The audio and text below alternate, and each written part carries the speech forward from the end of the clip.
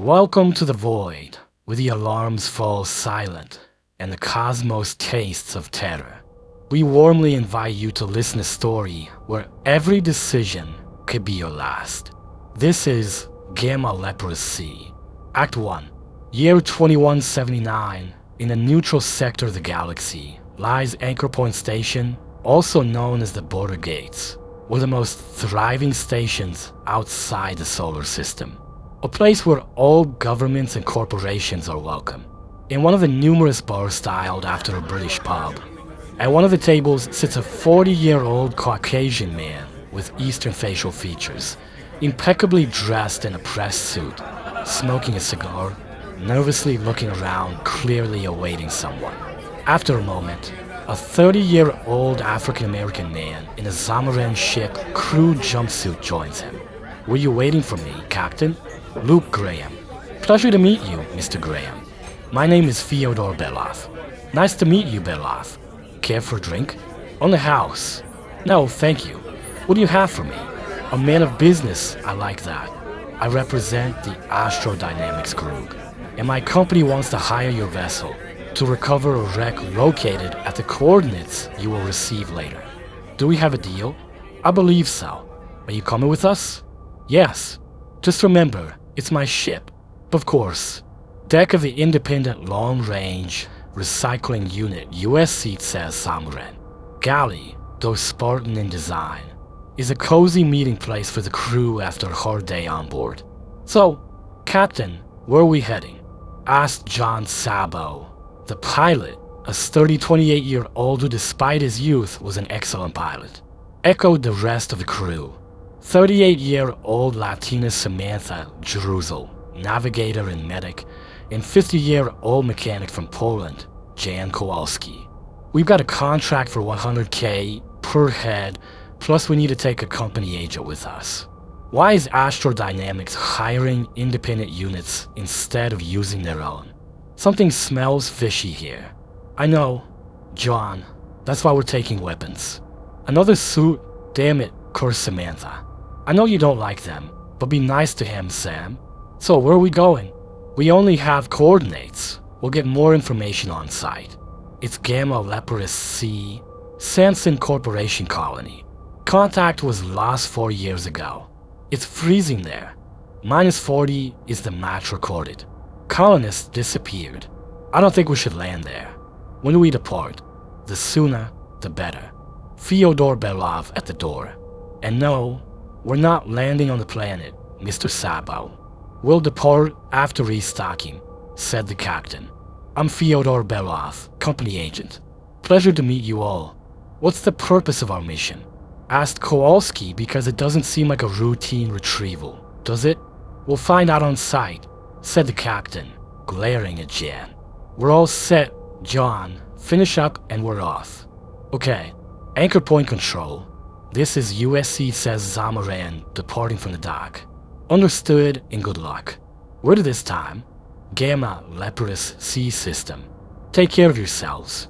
Slowly and majestically, the 50MTX 85V Hydra detaches from the station, heading into the unknown.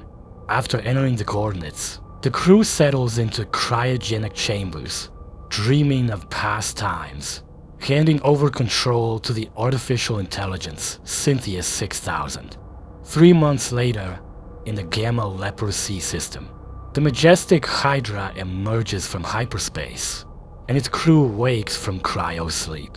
Waking up is never pleasant. Dizziness and vomiting are normal, like a hangover times 1,000. In the galley, the captain is already drinking coffee as the rest of the crew enters. "How did you sleep?" "Excellent. Worse with waking up?" "I'll never get used to it," said Samantha. "Jan, you look like you just crawled out of a grave. And I feel like it too. You don't look any better." They both burst out laughing. "John, you seem to handle it best. You're still young." "Where's our passenger?" asked Samantha. "Good morning, crew. How's everyone feeling?" "Could be better."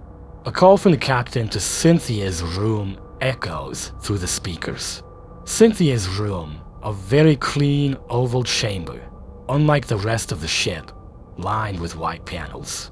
Commands and orders appear on a large display.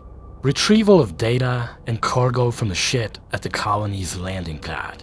Then a message appears. Hello, Captain Graham. I'm writing you personally because this mission is particularly important to me. I'm overseeing it personally, which is why I've sent my best agent with you. He'll supervise its progress. I'm interested in the data from that ship and its cargo. I chose you because you're the best. Sincerely, Peter 1. The captain summons everyone to the galley, his horrified face alarming the crew. What orders? Asked Samantha. Listen, unfortunately, we have to land on the planet.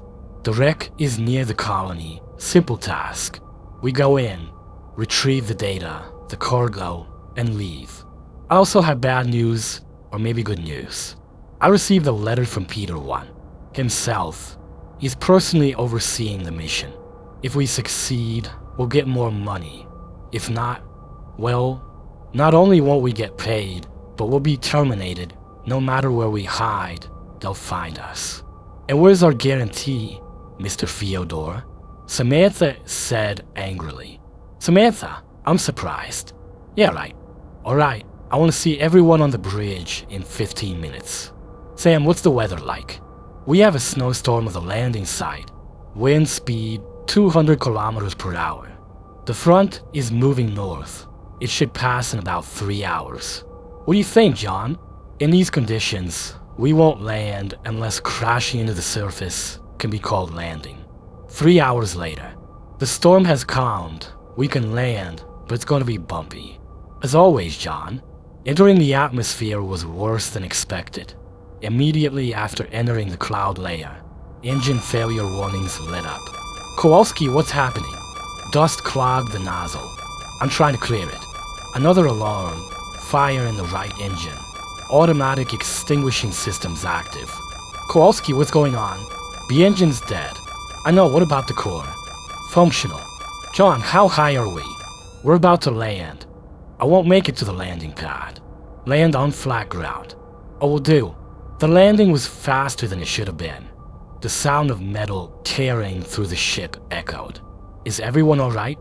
Kowalski, what's the damage? The hull's intact. I need to work on the engines. How far are we from the colony? Asked Fyodor. About 2 kilometers. Get dressed in suits, arm up, and let's move out. Thank you for listening, and please join me for the next episode. Sound effects courtesy of www.zapsplat.com.